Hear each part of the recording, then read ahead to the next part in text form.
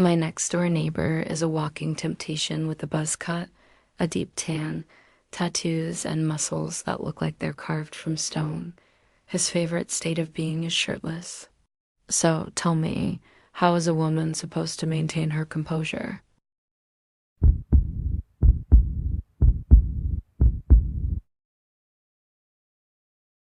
This particular fantasy involved him grabbing my waist, calling me a little pervert while I was straddling his hips, my hands mapping the defined terrain of his abs. Hey, hey, I'd whispered in the dream. Perverts live forever. Then I woke up, again. It was always just a dream about my rugged neighbor, Marc, and our non-existent little encounters. I shook the images away, stretched, and went out to my patio for some sun. My sharp eyes instantly zeroed in on a foreign object in my yard. A pair of men's briefs hanging shamelessly on the seat of my electric bike. My heart did a little flip. I looked left and right. They had to be Marc's. The man was a statue of cold, keep your distance perfection whenever I saw him. Curiosity, of course, murdered my dignity. I picked them up and examined them. Not bad. He was definitely well endowed. Remembering the bulge I'd once spied, a blush heated my cheeks. The man barely grunted in my direction normally. Let's see if he comes looking for these. Marc, with his glorious buzz cut and tan, didn't appear until evening. He wore a loose, sleeveless white shirt that did nothing to hide his nipples or the veins tracing his muscular arms. The sight sent my imagination and my cheeks into overdrive. "Excuse me," he said, impossibly calm. "The wind hasn't blown anything of mine into your yard." He sounded like he'd mislaid a handkerchief, not his underwear. I forced my voice to stay level. "Well, I did find a pair of briefs. I don't know if they're yours." A noncommittal was his reply, but I saw a flicker of embarrassment. "They're mine." I handed them over, and his rough palm brushed my hand. "Thank you." The touch was like a brand. How could he be so calm? Then he leaned in, his high voice a whisper against my ear that sent electric shocks through my entire body. "I'll treat you to a meal tomorrow as a thank you." And with that, he was gone. The next day, a knock woke me. I stumbled to the door, bleary-eyed. It was Marc, looking disgustingly fresh in the summer heat.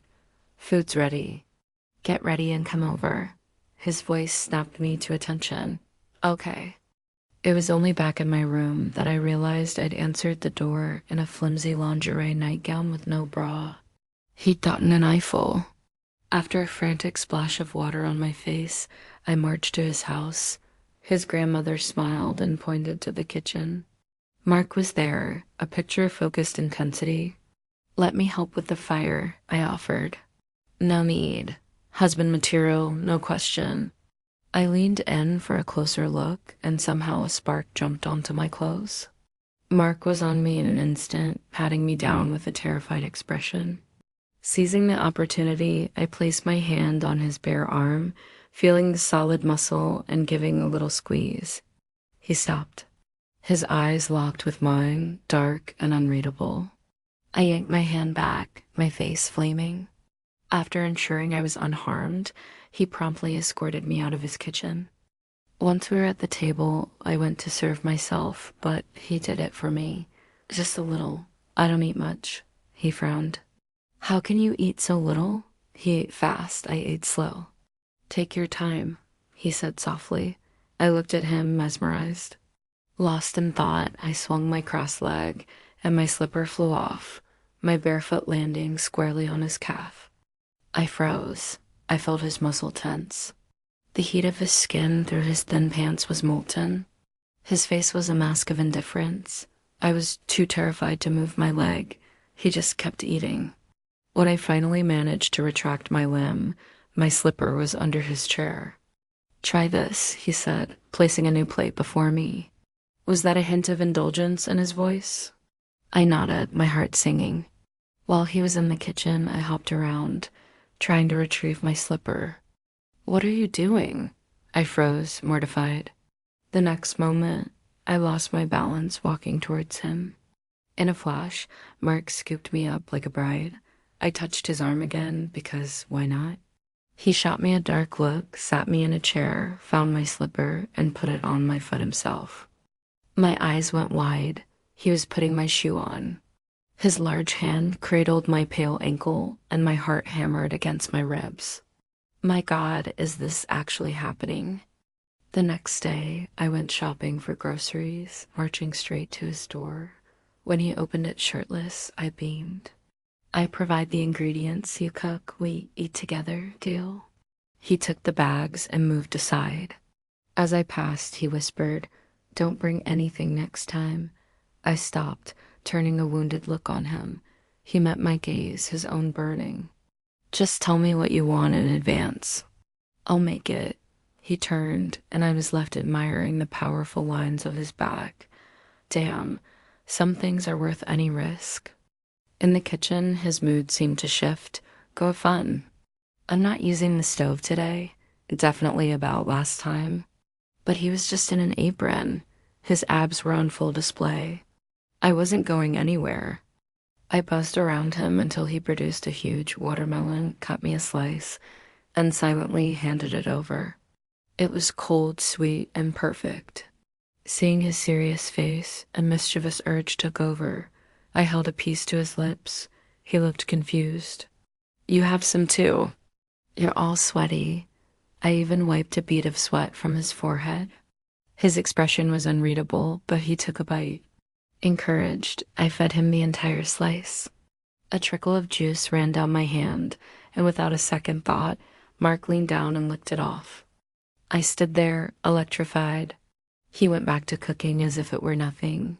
My heart was a stormy ocean. He finally had enough and gently pushed me out of the kitchen. I sat in the yard, watching him. So handsome, so capable. I needed to make a move. But before I could, a pixie-like girl named Sonia showed up. "Isabella, honey, come meet someone," Mark's grandmother called.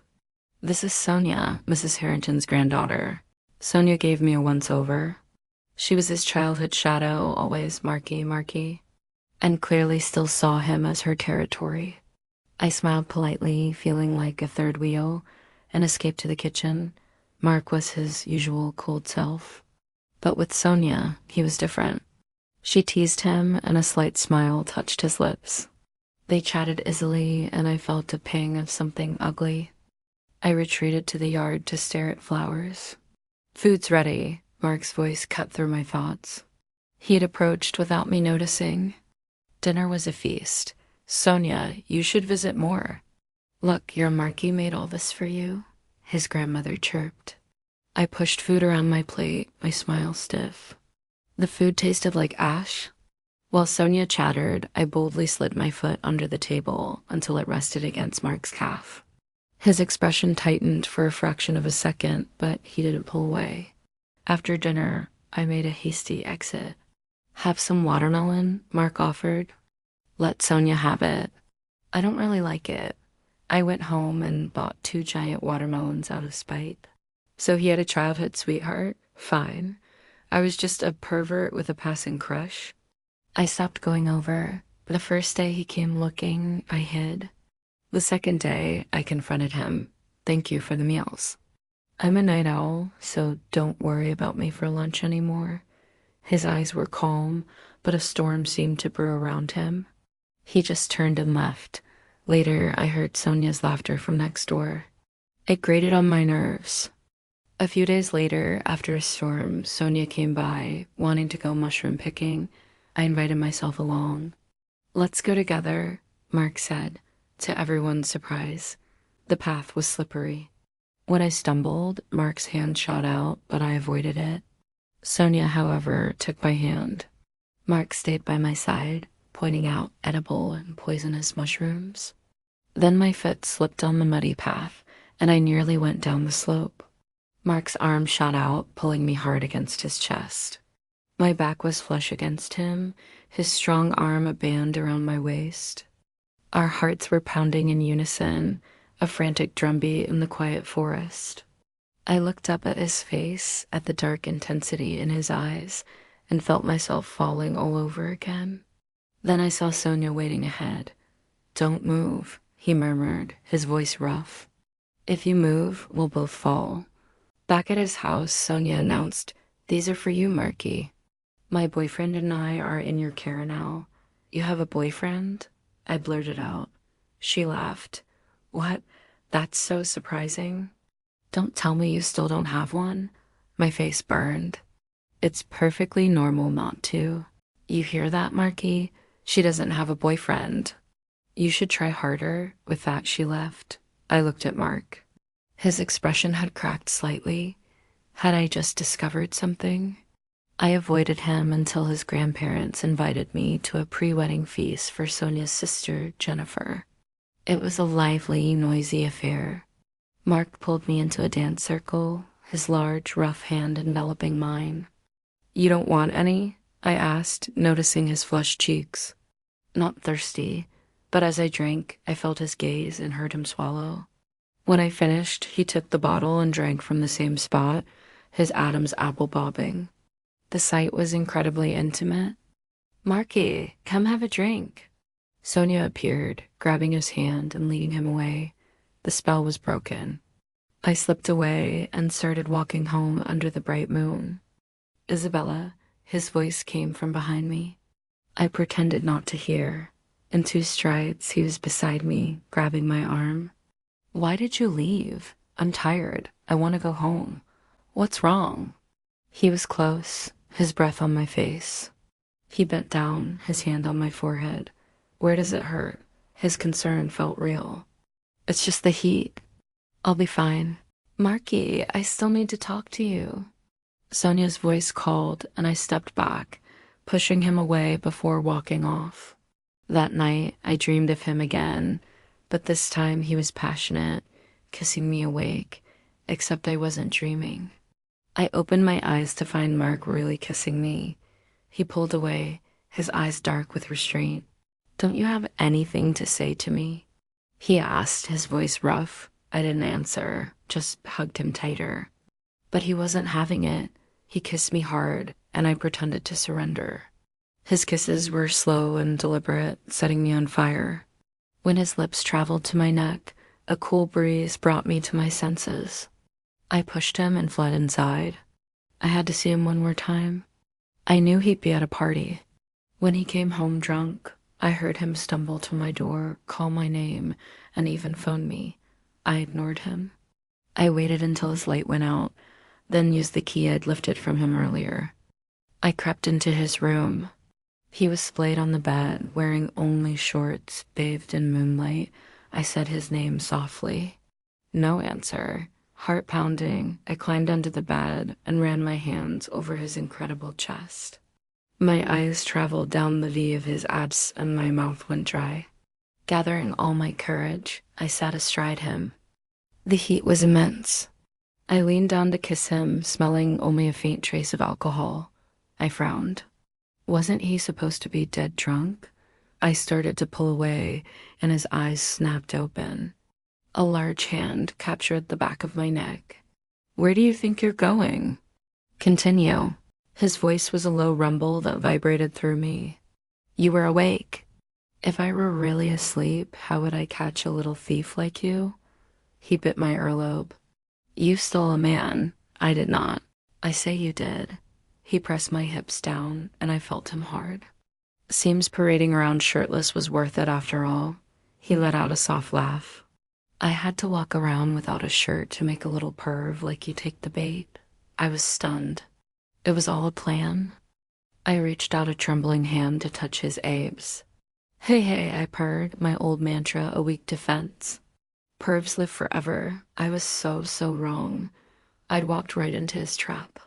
But as the night wore on, I found I didn't mind being caught at all. If this story stirred your heart, don't forget to like, subscribe, and hit the bell so you never miss a dose of love dopamine. I'll keep bringing you more tales of passion, heartbreak, and redemption crafted for the ones who still believe in love. And if you stayed until the very end, thank you. You're the kind of soul who believes in love, even when it hurts. Love harder, dream deeper. Until the next heartbeat.